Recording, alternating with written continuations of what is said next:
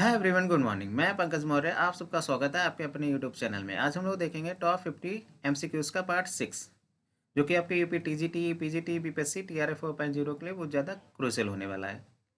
चलिए शुरू करते हैं आज का session. Let's start. Question number 251, fame is the last infirmity of the novel mind. Milton की किस पोएम से ये लाइन ली गई है? लाइसिडास से, पैराडाइज रिगेन्ड, कॉमर्स या नन?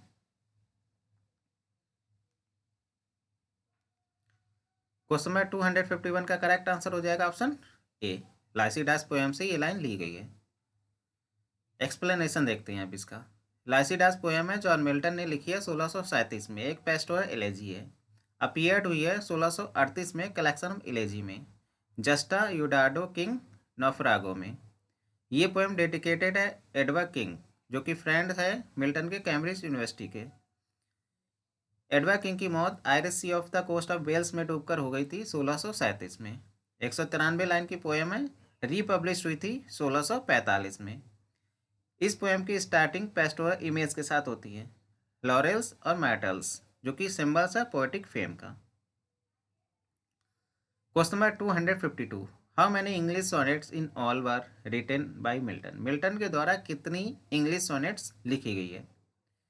21, 18, 26 या 24?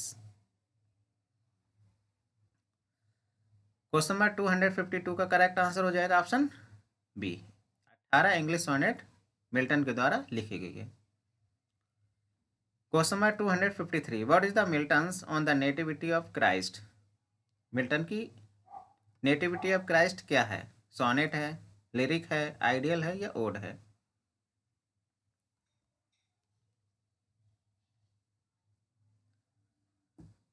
क्वेश्चन नंबर 253 का करेक्ट आंसर हो जाएगा option D, on the nativity of Christ, ये एक ओड है। एक्सप्लेनेशन देखते हैं। मिल्टन ने कंपोज की थी ये पोएम दिसंबर 1629 में। इसमें नेटिविटी ऑफ जीसस, जीसस के जन्म को सेलिब्रेट किया गया है। It was written by Charles Diodati, Milton's friend. और ये पोएम जब लिखी थी उस दौरान इनके फ्रेंड थे डायडोटी, वो भी पोएम अपनी कंपोज कर रहे थे। The ode was compose during a time Milton's life when he based his understanding of religion on scripture, but he was still influenced by myth. ये ओड जब उन्होंने कंपोज की थी उस दौरान मिल्टन्स की लाइफ और उनकी लाइफ बेस्ड थी अंडरस्टैंडिंग ऑफ रिलीजन पर, मतलब धर्म को समझ रहे थे। जब ये पोएम लिखी थी उस टाइम मिल्टन धर्म के बारे में जान रहे थे, but he was still influence by myth, परंतु वो अभी भी मिथ से बहुत ज़्यादा प्रभावित थे। The ode was first poem of Milton 1645 collection. Milton का एक 1645 पोएम कलेक्शन आया था, उसमें ये फर्स्ट पोएम थी। अकॉर्डिंग टू थॉमस कॉर्न्स के according, quite probably its location indicates a poet's assessment of its quality. ये थॉमस कॉर्न ने कहा है इस पोएम को लेकर, quite probably its location indicates the poet's assessment of its quality. This consideration is significant because अम्फ्रे Mosley, जो कि book seller है एंड पब्लिशर भी है of the volume the ode serves and introduction to Milton's poetry. तो Humphrey Moseley ये book seller भी है, publisher भी है। The poem is divided into 2 sections. और ये जो पोएम है, ये ओड है, ये 2 सेक्शंस में डिवाइड है।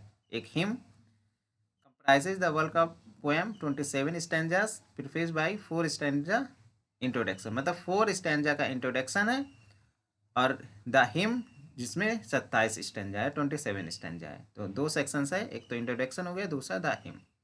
इंट्रोडक्शन में 4 स्टैंजास है और द हिम में 27 स्टैंजाज है, तो 27 स्टैंजा और 4 stanzas. The ode was according to Thomas Corns generally been recognised as Milton's first manifestation of poetic genius. तो इस ओड के बारे में थॉमस कॉर्न ने कहा है, generally been recognised as Milton's first manifestations of poetic genius.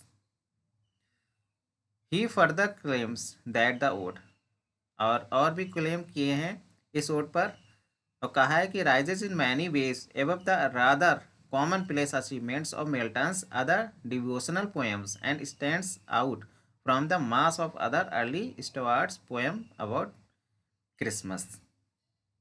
तो ये स्टेटमेंट है, याद रखिएगा किस पोएम के बारे में कहा, ये याद रखिएगा।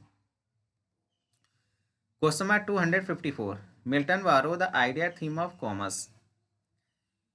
मिल्टन ने कॉमर्स की थीम या आइडिया कहाँ से बारो किया है? होमर्स की इलियड से, वर्जिल की एनिड से, होमर की ओडिसी से, स्पेंसर की फेरिक्वेंस से।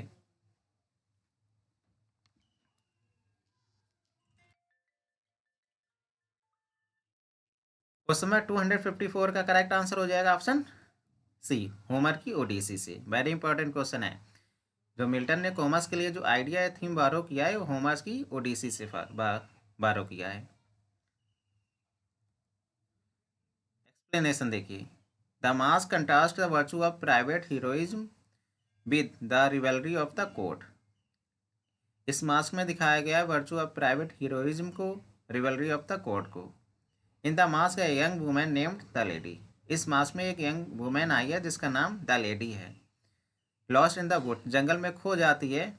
उसका भाई खाने की तलाश में चला जाता है, उसके बाद में इसकी बहन खो जाती है। सी इनकाउंटर्स कोमस, उसको कोमस मिलता है। कोमस एक डिवाउस्ड कैरेक्टर का होता है, मतलब करप्ट कैरेक्टर का होता है, और डिस्गाइज अपने आप को किया होता है एक विलेजर्स के रूप में। Comus is inspired by Komos the Greek god of revelry. Comus inspired है कोमस से, जो कि ग्रीक गॉड ऑफ रिवेलरी है। Comus was presented at Ludlow Castle in 1634 and published anonymously in 1637. It was Milton's first dramatization of his theme of conflict between good and evil. देखिए main point जानते रहिए। मास contrast है किसके बीच में? Virtue of private heroism with revelry of the code. इस मास में एक लेडी आई है, यंग वुमेन आई है जिसका नाम द लेडी है। जंगल में खो जाती है, उसका भाई खाने की तलाश में चला जाता है, और द लेडी होती है, लेडी को कोमस का सामना करना पड़ता है। कोमस एक डिवाउस्ड करेक्टर होता है, मतलब क्रैप्ट करेक्टर का होता है। कोमस अपने आप को विलेजर्स के रूप में डिस्गाइज कर लेता है, और कोमस इंस्पायर्ड है कोमस से। Comus great God of revelry है। कोमस को प्रेजेंट किया गया है लडलो कैसल में 1634 में, पब्लिश्ड हुआ है 1637 में। मिल्टन्स की first dramatisation of the theme of conflict between good and evil, और इसमें कॉन्फ्लिक्ट दिखाया गया है गुड एंड इविल के बीच में। Question number 255, before the greatness displayed in Milton's poem, all other greatness shrink away. The weakest of his agents are the highest and noblest of human beings, the original parents of mankind. Who admire Milton's Paradise Lost in these words? कौन admire करता है Milton's की Paradise Lost को इन शब्दों में? Dryden, doctor Johnson, Coleridge या Hazlitt?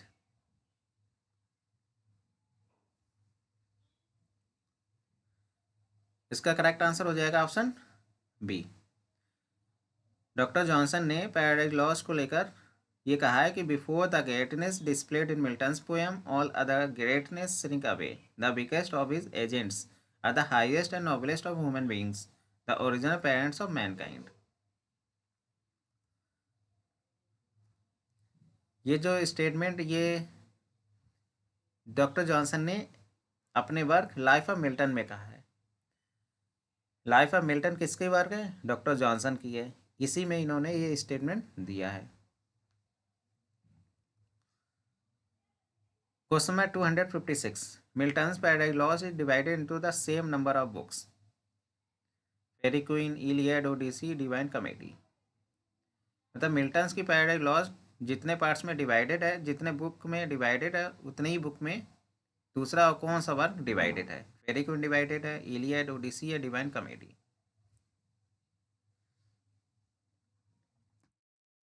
Question number 256 का करेक्ट आंसर हो जाएगा option D, divine comedy. Paradise lost भी 12 बुक में डिवाइडेड है, और डिवाइन कॉमेडी भी 12 बुक में डिवाइडेड है। एक्सप्लेनेशन देख लीजिए। Paradise lost divided into same number of books 12, divine comedy bye दांते। पैराडाइज लॉस्ट मिल्टन्स की इपिक पोएम है, पब्लिश्ड हुई है 1667 में, 1667 में, 10 बुक्स में। फर्स्ट पब्लिकेशन इसका आया था 1667 में, उसमें 10 बुक थी। रिवाइज एडिशन आया था 1674 में, जिसमें 12 बुक थी। डिवाइन कॉमेडी दांते की इपिक पोएम है, कंसिस्ट ऑफ 3 पार्ट्स, 3 पार्ट्स में डिवाइडेड है। Inferno, Purgatorio, Paradiso, also divided into 12 books, मतलब 12 बुक्स में डिवाइडेड है और 3 पार्ट्स में डिवाइडेड है।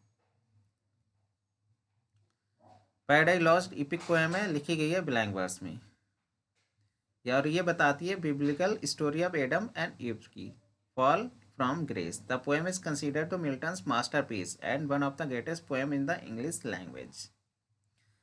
कमेंट बॉक्स में कमेंट करके बताइएगा पैराडाइज लॉस्ट किस ईयर में लिखना शुरू हुई थी, किस ईयर में लिखना शुरू हुआ और किस ईयर में फिनिश हुआ। पब्लिकेशन तो 1667 में आया है, लेकिन कब लिखना शुरू किया और कब पैराडाइज लॉस्ट फिनिश हुआ, तो दोनों का ईयर आपको कमेंट बॉक्स में कमेंट करके बताना है।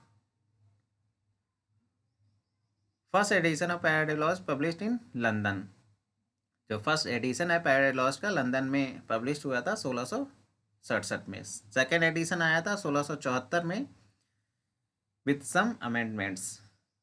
इन the second edition book 7 and 10 were each split into 2 parts, मतलब सेकेंड एडिशन में बुक 7 और बुक 10 का स्प्लिट करके 2 और बुक बनाई गई थी। तो बुक 7 और बुक 10 को स्प्लिट करके 2 और बुक बनाई गई थी, याद रखिएगा। Milton was inspired by classical literature including the Odyssey by Homer and Aeneid by Virgil. Milton बहुत ज़्यादा प्रभावित थे क्लासिकल लिटरेचर से, जिसमें ओडिसी होमर की ओडिसी थी और वर्जिल की Aeneid. He wanted to create his own epic poem in English. वो चाहते थे क्रिएट करना अपनी खुद की इपिक इंग्लिश में। Book one of Paradise Lost. Paradise Lost में बुक 1 इन्वोक्स किया गया, आह्वान किया गया होली स्पिरिट का। तो किस बुक में होली स्पिरिट का आह्वान किया गया? बुक 1 में।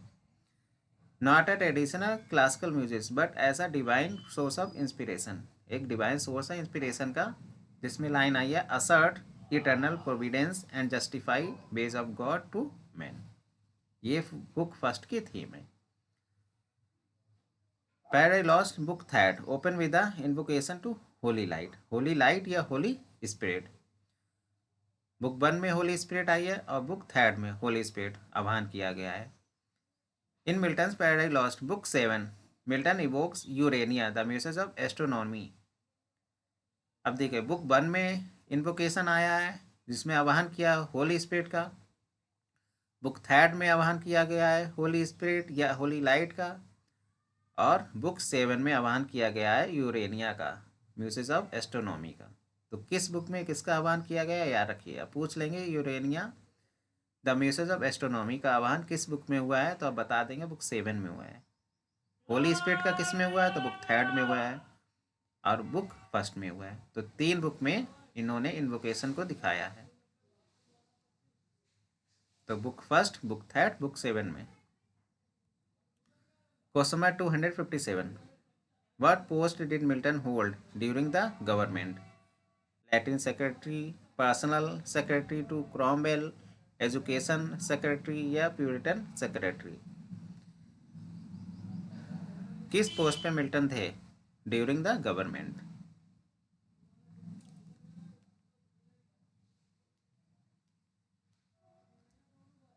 क्वेश्चन नंबर 257 का करेक्ट आंसर हो जाएगा ऑप्शन ए, लैटिन सेक्रेटरी की पोस्ट पर थे। जॉन मिल्टन की पोजीशन थी position of secretary for foreign tongue council of state में, responsible for composing government correspondence in Latin. इनकी रिस्पॉन्सिबिलिटी थी कि लैटिन में पत्र व्यवहार को लिखे, कंपोज करें, पत्र व्यवहार को लैटिन में कंपोज करें, इसलिए लैटिन सेक्रेटरी की पोस्ट पर ये थे। इनका अपॉइंटमेंट 1649 में हुआ था। रिस्पॉन्सिबिलिटी, इनकी प्राइमरी ड्यूटी थी कंपोज करना official correspondence in Latin, Latin में पत्र व्यवहार को कंपोज करना था प्राइमरी ड्यूटी। ड्यूरेशन 1649 से 1660 तक ये रहे हैं इस पोस्ट पर। Impact, his work as secretary for foreign tongue is documented in the Letters of State, which was first published in 1694. Milton was supervised pro-government newspaper Mercurius Politius. Milton ने मार्क्यूरियस पोलिटियस newspaper है इसको भी सुपरवाइज्ड किया था। Question number 258, name the women whom Samson agonist loved and who betrayed him. Helen, Proserpine, Delilah या रोसालिंड।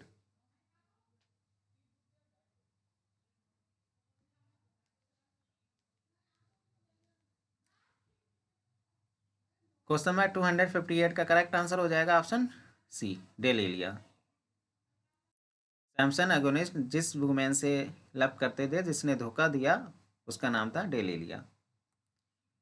Explanation देखिए, डालिया या डेलिलिया सैमसन की वाइफ थी जो फिलिस्तीन वुमेन थी, फिलिस्तीन से थी।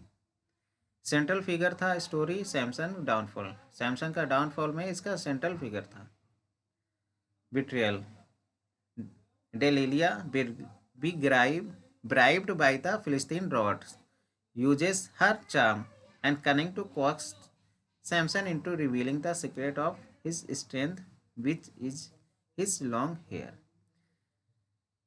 डेलिया जो ब्राइब बाई फिलिस्तीन लॉर्ड्स के द्वारा घूस ले लेती है और अपना चार्म, अपनी कनिंग का यूज़ करके सैमसंग का जो सिगरेट था उसको जान लेती है। उसकी ताकत का, सैमसंग की ताकत का जो सीक्रेट था उसको जान लेती है, जो कि उसके बालों में रहता है। उसके बालों में ही उसकी ताकत रहती है। कॉन्सिक्वेंसेस, परिणाम क्या निकला? Samson reveals the secret, Delilah has his hair cut rendering him powerless and he is then captured by the imprison by the Philistine. अब सैमसन का सीक्रेट था वो उजागर हो गया। उसके बाद में डेलिलिया ने उसके बाल काट लिए, जिसके कारण वो पावरलेस हो गया और उसको कैप्चर कर लिया गया, पकड़ लिया गया और जेल में डाल दिया गया फिलिस्तीन के ही द्वारा।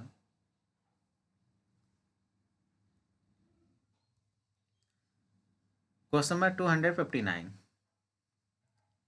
दो फॉलन ऑन इविल डेज दो fallen evil tongue in darkness with daughters dangers compassed round and solitude. Milton describe करते हैं certain stage in his own life, when did such a stage occur in his life?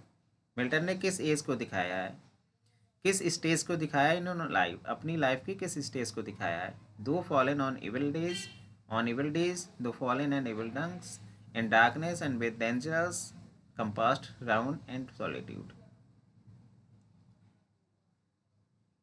तो इसका correct answer हो जाएगा option c, when the ages of restoration came. Question number 260, which book of Paradise Lost begins with an invocation to light. अब देखिए, अभी पिछले question में, last question में बताया, एक्सप्लेनेशन दिया है पैराडाइज लॉस्ट का कि किस बुक में इन्वोकेशन आया है लाइट का। अब आपको बता सकते हैं कि किस बुक में होली लाइट या होली स्पिरिट का इन्वोकेशन आया है, बुक 3, बुक 4, बुक 9 या बुक 6। तो इसका करेक्ट आंसर हो जाएगा ऑप्शन ए, बुक 3 में आया है इन्वोकेशन होली स्पिरिट या होली लाइट का। Question number 261, in Milton's famous mask commas and significant character is search, who was search? Search कौन है? बिलव्ड ऑफ कॉमस है, क्वीन ऑफ फेरीज है, मदर ऑफ कॉमस है, पेस्टोर कॉडेस है।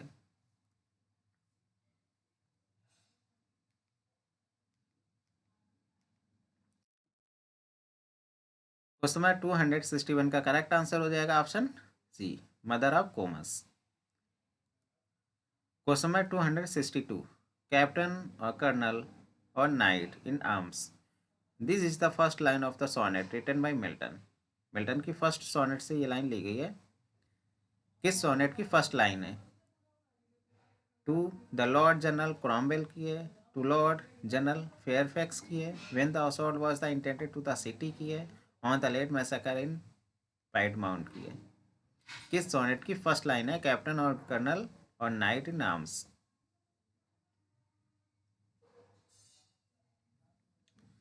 इसका करेक्ट आंसर हो जाएगा option c, when the assault was intended to the city.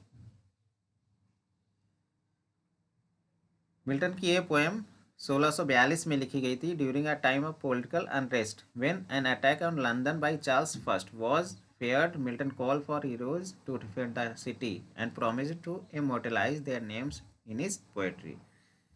Milton ने यह पोएम तब लिखी थी जब लंदन पर अटैक होने का डर था चार्ल्स फर्स्ट के द्वारा। उस टाइम मिल्टन ने ये पोएम लिखी थी when the assault was intended to the city. Milton आह्वान करते हैं हीरोज का जो आए और बचाए इस सिटी को। The sonnet showcase Milton grand poetry style. Milton की ये पोएम मिल्टन की ग्रैंड पोएट्री स्टाइल को भी दिखाती है जिसके लिए वो जाने जाते हैं। Question number 263 for nature then to me was all in all. किस पोएम से ये लाइन ली गई है? Tintern Abbey, excursion, education of nature, the world is too much with अस।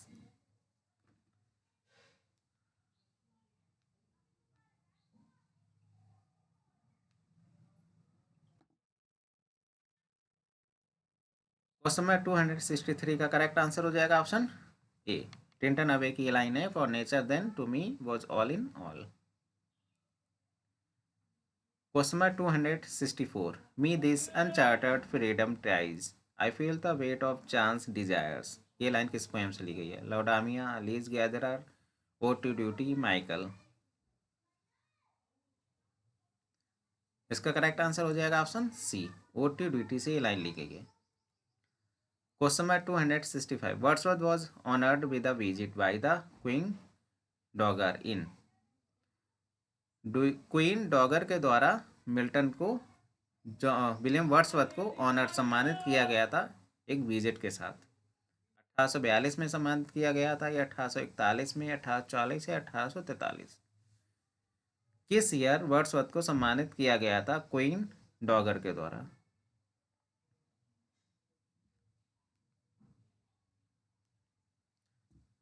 इसका करेक्ट आंसर हो जाएगा ऑप्शन सी, 1840 में। Question number 266 Wordsworth sonnet I thought of thee was publish in which year. किस ईयर ये sonnet publish हुई है? 1819, 1822, 1821 या 1820? I thought of the.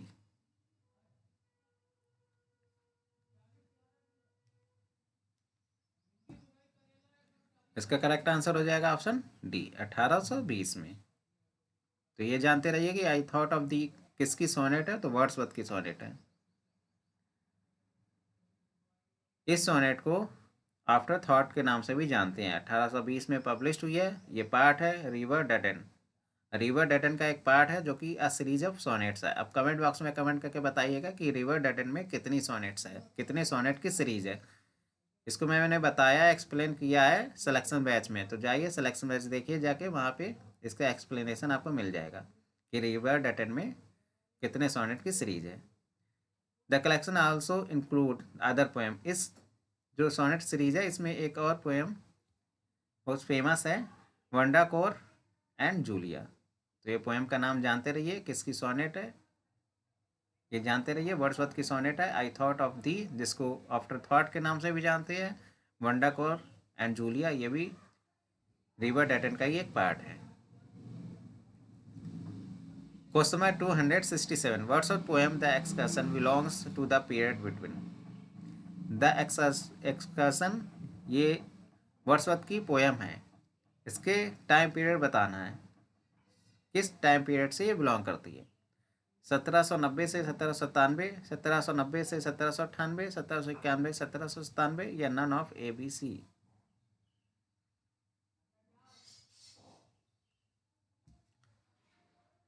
Question number 267 का करेक्ट आंसर हो जाएगा ऑप्शन सी, 1791 से 1797। द एक्सकर्सन वर्ड्सवर्थ की पोएम है, ये बिलोंग करती है 1791 से 1797 टाइम पीरियड के बीच में। ये पोएम पब्लिश हुई है 1814 में, रोमैंटिक पीरियड के दौरान, which generally spend from the late 17 and to the mid 1800s।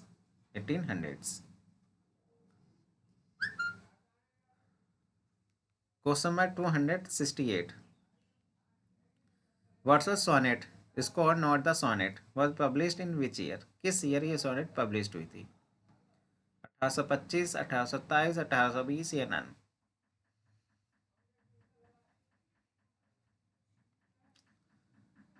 Question number 268 का करेक्ट आंसर हो जाएगा ऑप्शन बी, 1827। 1827 में पब्लिश हुई थी इन हिज पोएटिकल वर्क्स में।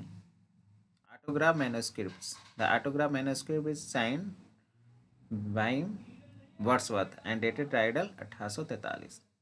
पब्लिकेशन डेट याद रखिए, 1827 में पब्लिश हुई थी। Question number 269, the show is the satire on. The show John Galsworthy का लिखा गया वर्क है, ये सटायर है। किस पर सटायर है? जर्नलिस्ट पर, religious hypocrisy, labour unions, capitalist.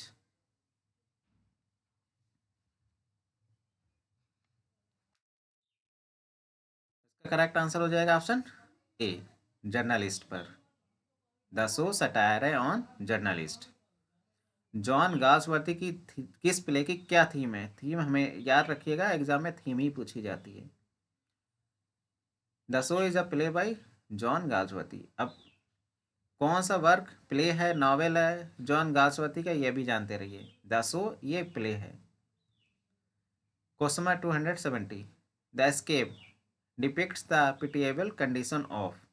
क्या दर्शाती है द एस्केप?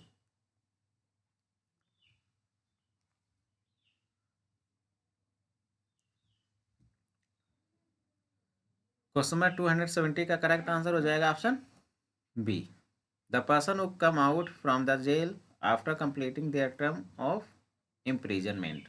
एक पर्सन को दिखाती है जो जेल से बाहर आया है अपनी सजा को काट कर।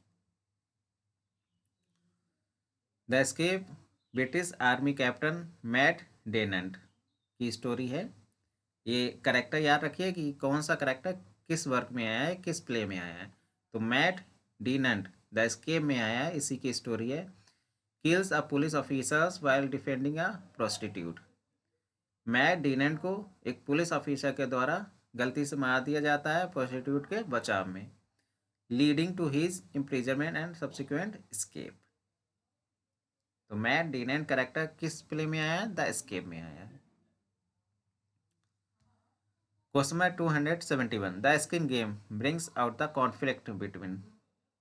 किसके बीच में कॉन्फ्लिक्ट दिखाया गया है? The skin game.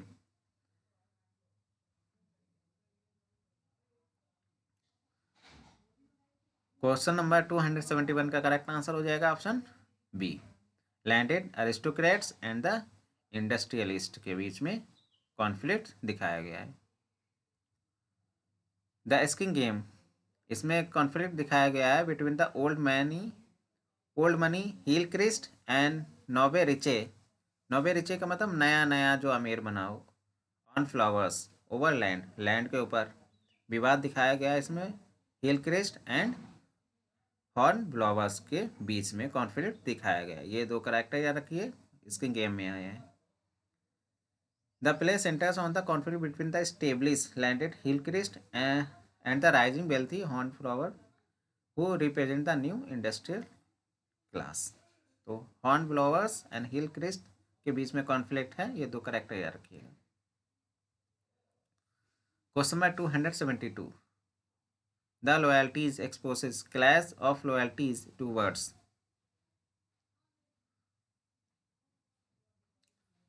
इसका करेक्ट आंसर हो जाएगा option D, different religious sects. Loyalties John Galsworthy का प्ले है, इसमें थीम दिखाई गई है एंटी सेमेटिज्म की। एंटी सेमेटिज्म की थीम किस प्ले में दिखाई गई है? तो लॉयल्टीज में दिखाई गई है।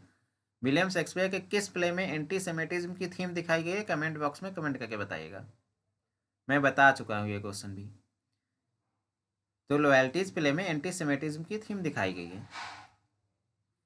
De Levis claimed that £1,000 has been stolen from his room and he accuses Dancy of the theft.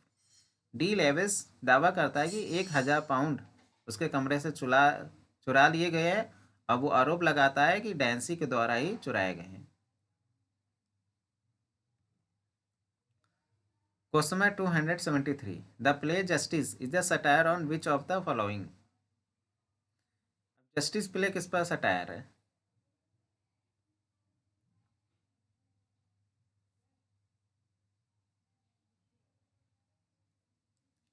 इसका करेक्ट आंसर हो जाएगा option B, the system of legal trial.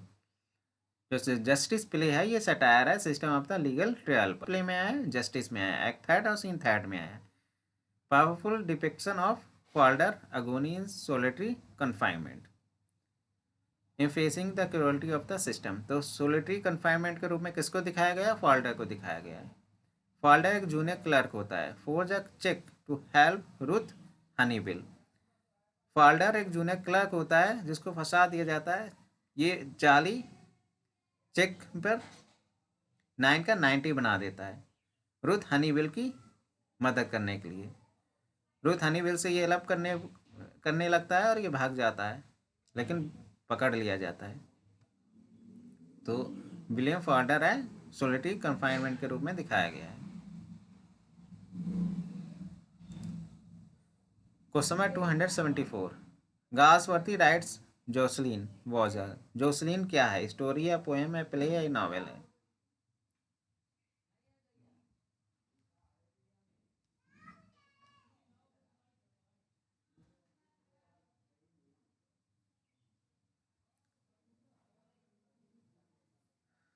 Question number 274 का करेक्ट आंसर हो जाएगा ऑप्शन डी, नॉवेल। गासवर्दी ने Joslin लिखा है जो कि एक नॉवेल है। द डार्क फ्लावर ये क्या है? प्ले है, शॉर्ट स्टोरी है, नॉवेल है, पोएम है?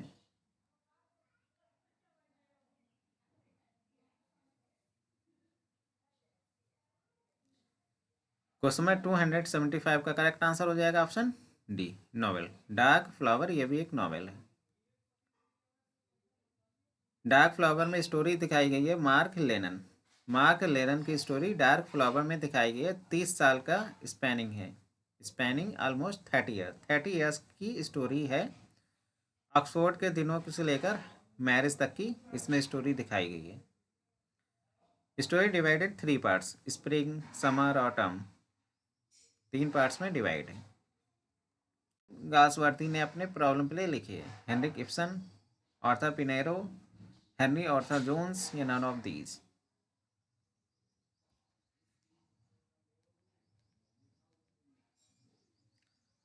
क्वेश्चन नंबर 276 का करेक्ट आंसर हो जाएगा option A, Henrik Ibsen. Henrik Ibsen के मॉडल पर ही गासवर्दी ने अपने प्रॉब्लम प्ले लिखे हैं।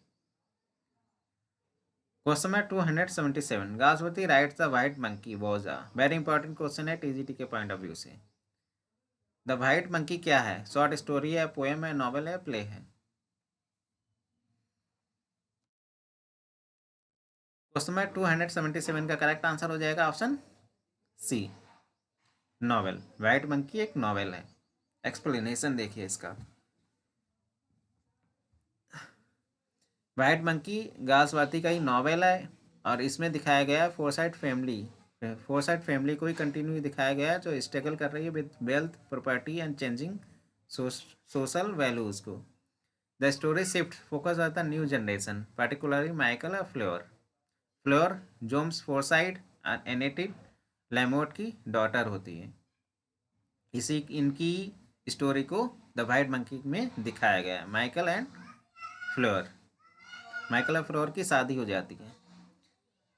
अ modern comedy, white monkey is a part of modern comedy. Modern comedy एक ट्रायोलॉजी है जिसमें सिल्वर स्पून है, सॉन्ग है और 2 इंटरल्यूड भी आगे आपको पता चलेगा। तो मॉडर्न कॉमेडी ये ट्रायोलॉजी है, ट्रायोलॉजी का ही पार्ट है white monkey.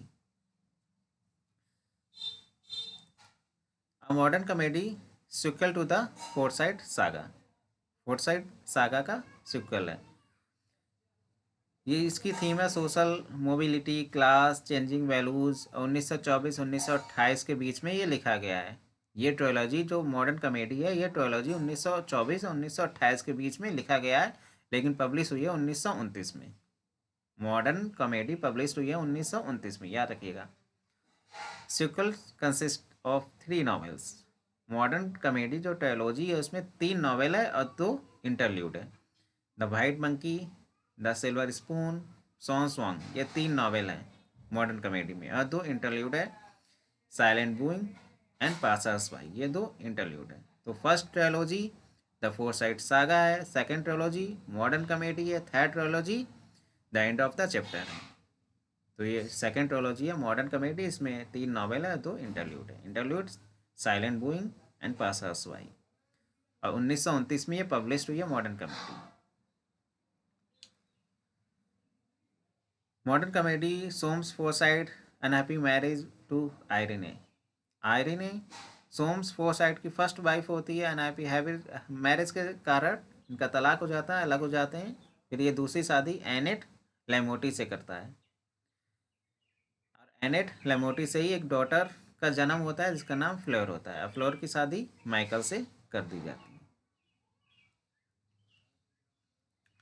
Question number 278, Galsworthy writes the patrician was a, क्या है? कैरेक्टर स्केच है, नॉवेल है, प्ले है, स्टोरी है?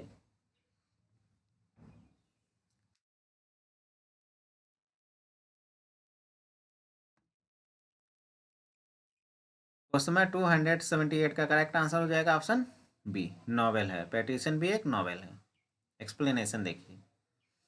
Patrician written by John Galsworthy, published in 1911। तो पैट्रिशियन की पब्लिकेशन डेट है 1911। Galsworthy other works like Forsyte Saga focus on the upper middle class society. Foresight saga upper middle class society को दिखाया गया है foresight saga में। Fraternity में दिखाया गया है depiction of the lower class. अब यहाँ पे ये इंपॉर्टेंट क्वेश्चन बन जाता है कि लोअर क्लास को किस वर्क में दिखाया है जॉन गाल्सवर्दी ने? तो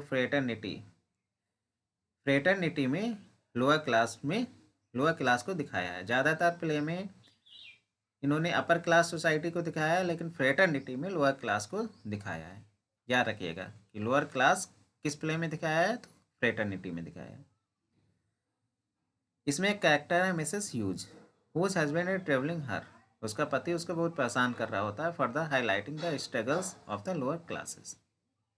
तो मिसेस ह्यूज ये कैरेक्टर याद रखिए किस प्ले में आया है, किस वर्क में आया है? फ्रेटर्निटी में आया है। और इसकी थीम है फ्रेटर्निटी की लोअर क्लास। फोरसाइट सागा की थीम है upper class.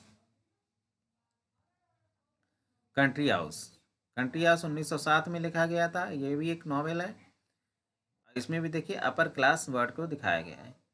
Social theme of the social class, family, complexity, relationship with in upper class word. देखिए कंट्री हाउस में भी अपर क्लास को दिखाया गया है, फोरसाइट सागा में भी अपर मिडिल क्लास को दिखाया गया है, लेकिन फ्रेटर्निटी में लोअर क्लास को दिखाया गया है।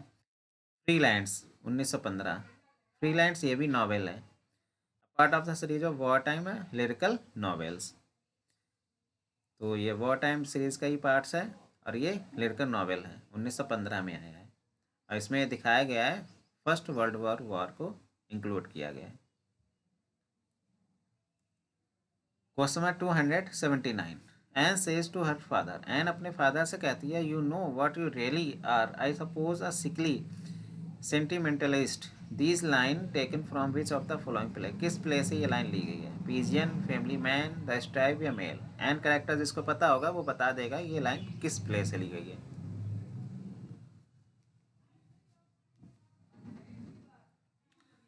क्वेश्चन नंबर 279 का करेक्ट आंसर हो जाएगा ऑप्शन ए, द पीजियन से ये लाइन ली गई है।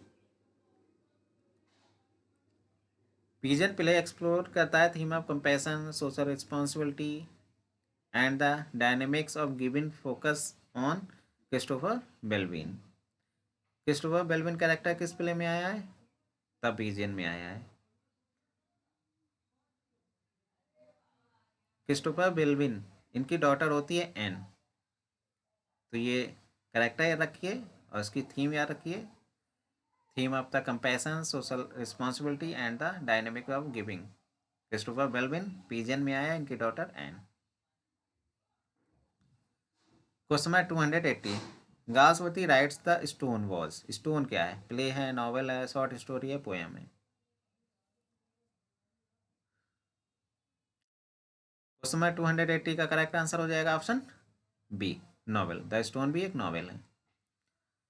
गाल्सवर्थ गाल्सवर्थी ने लिखा था short story quality which tales a story of the German shoemaker mister Gessler.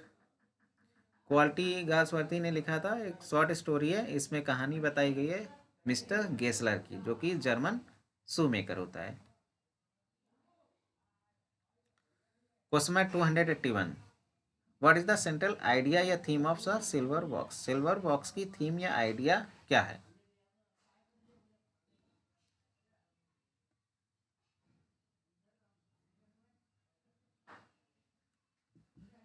Question number 281 का करेक्ट आंसर हो जाएगा option C, disparity in law.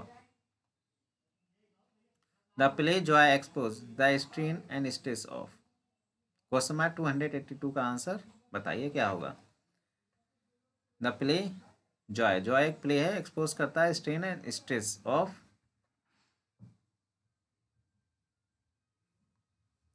इसका करेक्ट आंसर हो जाएगा ऑप्शन ए, या young girl growing into adulthood. जो Joy play है ये एक्सपोज करता है strain and stress of the young girl growing into adulthood. एक यंग गर्ल है जो अपने अडल्टहुड की ओर बढ़ रही है। जॉय एक प्ले है ना कि नॉवेल, याद रखिएगा जॉय प्ले है। एक्सप्लोर करता है young women's attempt to cope with the parents inadequacy, published in 1907। 1907 में पब्लिश हुआ था ये play. Question number 286 283, in which place there a conflict between Hillcrest and Cornflower. अभी मैंने लास्ट क्वेश्चन में बताया था कि ये करेक्टर याद रखिएगा किस वर्क में या किस प्ले में ये करेक्टर आए हैं। ये कॉन्फ्लिक्ट दिखाया गया है हिलक्रिस्ट का, हॉर्न ब्लोअर का, लॉयल्टीज में, द मॉब में, स्किन गेम में या पीजियन में। इसका करेक्ट आंसर हो जाएगा option C, the skin game में कॉन्फ्लिक्ट दिखाया गया है हिलक्रिस्ट का एंड हॉर्न ब्लोअर का। Question number 284, call this justice, what about him. It is money god of justice, in which play this line appear. किस play में ये line आई है, जस्टिस में, फ्यूजिटिव में, सिल्वर बॉक्स में, नन ऑफ दीज में। क्वेश्चन नंबर 284 का करेक्ट आंसर हो जाएगा option C, the silver box में ये लाइन आई है, call this justice. Question number 285, the pigeon expose the evils of.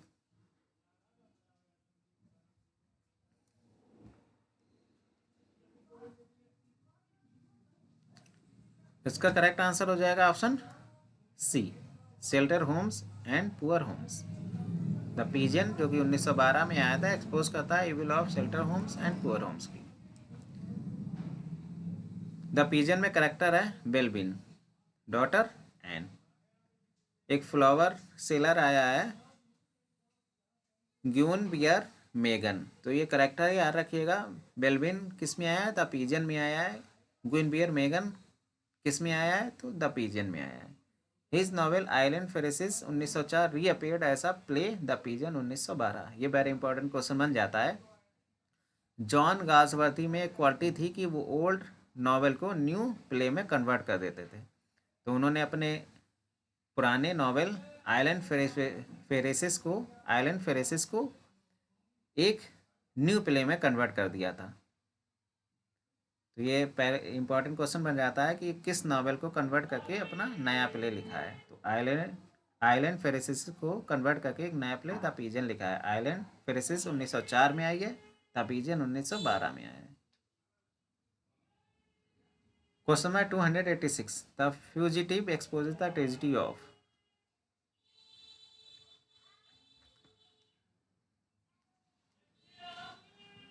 Question number 286 का करेक्ट आंसर हो जाएगा option D, wife who leaves her husband. Fugitive 1911 में आया है, ये बताता है ट्रेजेडी ऑफ वाइफ की हु लीव्स हर हस्बैंड, एक पत्नी जो अपने पति को छोड़ जाती है। अब द फ्यूजिटिव में ये करेक्टर है जॉर्ज डेडमॉन्ड, बैरिस्टर होता है क्लेयर डेडमॉन्ड, और मैलिस। फ्यूजिटिव 4 एक्ट प्ले है, तो ये करेक्टर याद रखिएगा कि फ्यूजिटिव में डेडमॉन्ड आया है, जॉर्ज डेडमॉन्ड और Claire Dedmond, malice. Question number 87, 287, John Gaswati has treated the idea theme of the law and justice in many of his play. Why? John Galsworthy ने अपने ज़्यादातर प्ले में जो आइडिया थीम लिए है वो लॉ एंड जस्टिस का ही लिया है, क्यों लिया है?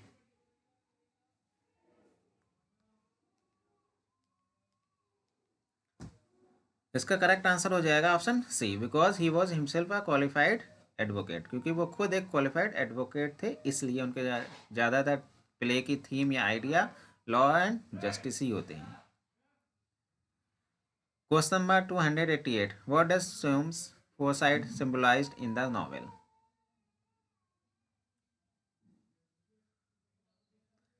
इसका करेक्ट आंसर हो जाएगा option C, possessiveness and materialism. John Galsworthy का वर्क है फोरसाइट सागा।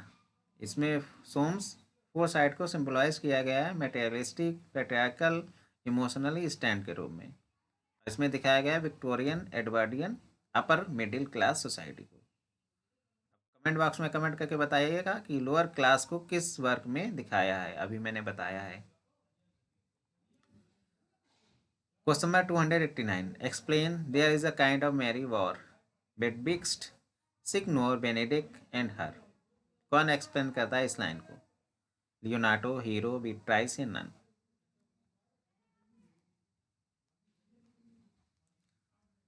इसका करेक्ट आंसर हो जाएगा ऑप्शन ए, लियोनार्डो ने एक्सप्लेन किया है इसको।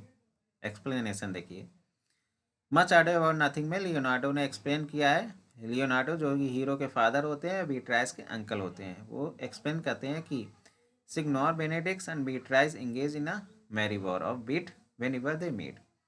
एक्सप्लेन करते हैं कि बेनेडिक्ट और बीट्राइस जब मिलते हैं तो मैरी वॉर ऑफ बीट में इंगेज रहते हैं। Question number 290, once he is alone with Caesar's body, how does Antony says treated Caesar's murderers? वह जब सीजर्स की बॉडी के साथ अकेला रहता है वो कैसे ट्रीट करता है सीजर के हत्यारे को? इसका करेक्ट आंसर हो जाएगा ऑप्शन बी, जेंटली तरीके से ट्रीट करता है। Question number 291, who is the first to stab Caesar? Caesar को सबसे पहले चाकू किसने मारा था? डेसियस ने, लिगारियस, कास्का, सिन्ना?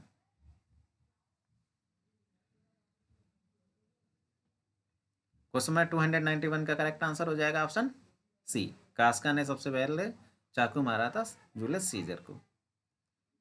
ये देखिए, जूलियस सीजर प्ले है विलियम शेक्सपियर का। Casca is first person to stab Caesar. The play depict the assassination of Julius Caesar. Julius Caesar की हत्या को दिखाया गया है ग्रुप ऑफ सीनेटर्स, जो कि ग्रुप ऑफ सीनेटर्स के द्वारा की जाती है। Other senators including Brutus, Cassius also participate in the assassination. जो जूलियस सीजर की हत्या में ब्रूटस और कैसियस, जो कि सीनेटर्स के ग्रुप ऑफ सीनेटर्स के हिस्सा थे, ये भी पार्टिसिपेट करते हैं इनकी हत्या में। The assassination take place on the ides of March. जब जूलियस सीजर की हत्या की गई थी तब आइडेस ऑफ मार्च में की गई थी, यानी मार्च 15 मार्च को जूलियस सीजर की हत्या की गई थी, a date that is famously associated with the event. Question number 292, in his eulogy Antony continuously refers and as honorable man। अपनी प्रशंसा में एंटोनी कंटिन्यूअस करता है, रिफर करता है, किसको रिफर करता है एंटोनी? ऑनरेबल मैन के रूप में।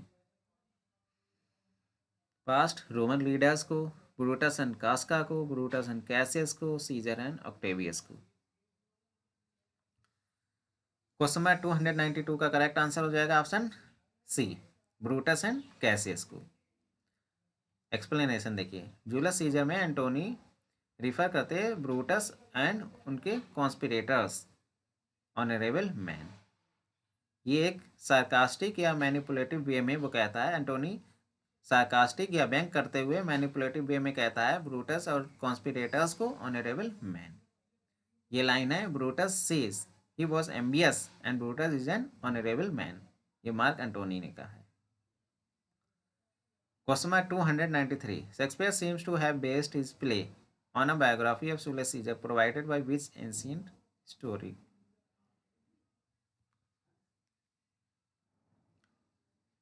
इसका करेक्ट आंसर हो जाएगा ऑप्शन ए, प्लूटार्क। एक्सप्लेनेशन देखिए, शेक्सपियर के जितने भी रोमन प्ले है वो थॉमस नॉर्थ की प्लूटार्क्स लाइफ से ही लिए गए हैं, प्राइमरी सोर्स है रोमन प्ले का। रोमन प्ले है Julius Caesar, Antony Cleopatra, Coriolanus. Thomas North का Plutarch's life of the noble Grecians and Romans, ये फुल टाइटल है। Question number 294, who says the following by yonder moon I swear you do me wrong, Antonio, Osenio, Graziano या फोर्सिया।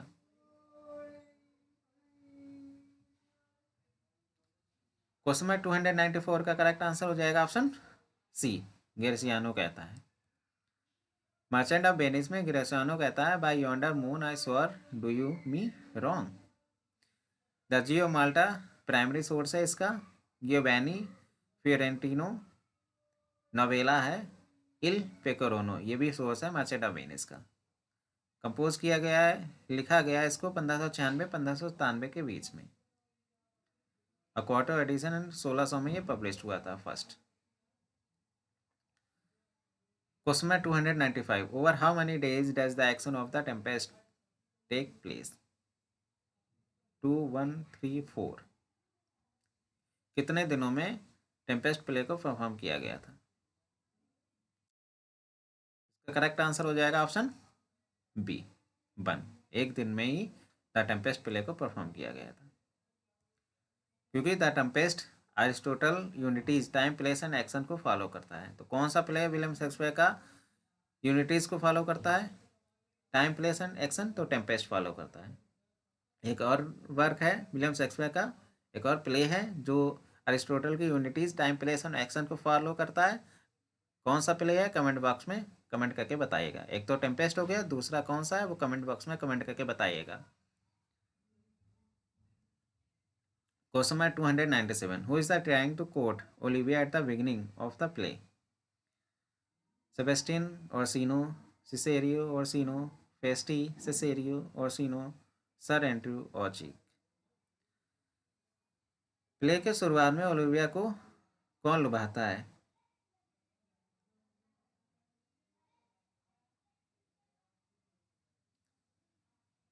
इसका correct answer हो जाएगा option D, Orsino and sir Andrew ऑचिक।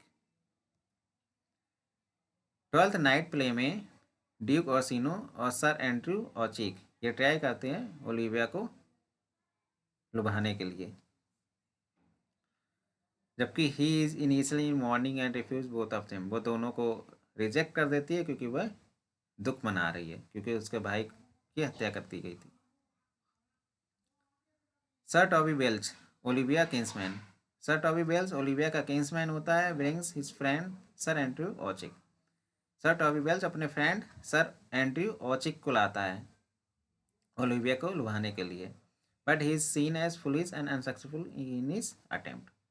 Olivia is mourning for her brother and वो कहते हैं कि marriage ना करने की जो कसम होती है उसको वो कहते हैं, VOW, वो।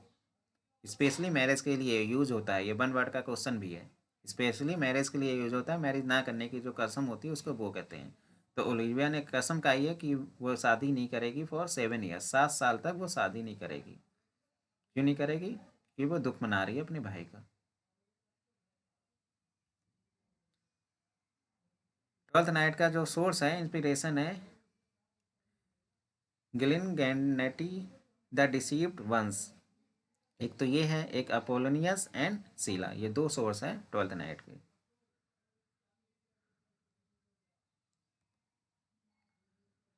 Question number 298, along with as you like it the merchant of Venice 12th night referred as a one of Shakespeare so called play. इसको किस नाम से रिफर किया गया है, island, holiday, Italian, transvestite.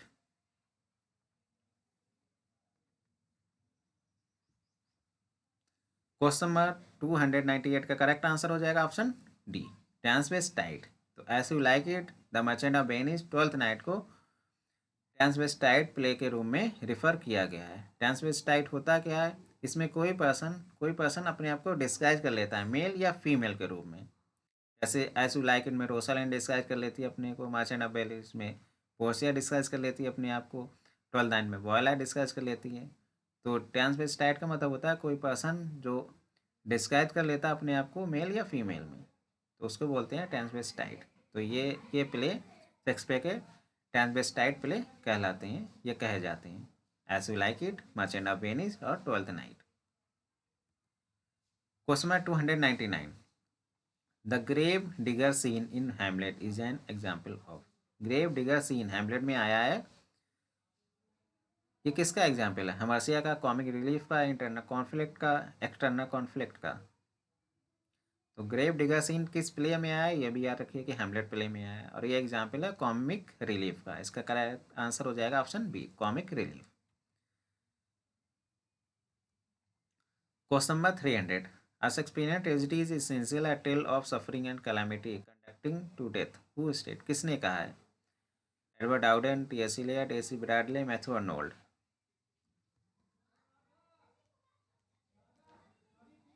Question number 300 का correct answer हो जाएगा ऑप्शन सी, ए.सी. ब्रैडले ने कहा है कि a Shakespearean tragedy is essential a tale of suffering and calamity conducting to death. आज के लिए बस इतना ही। क्वेश्चन अगर पसंद आ रहा है चैनल को लाइक शेयर एंड सब्सक्राइब करना ना भूलेगा। Thank you so much.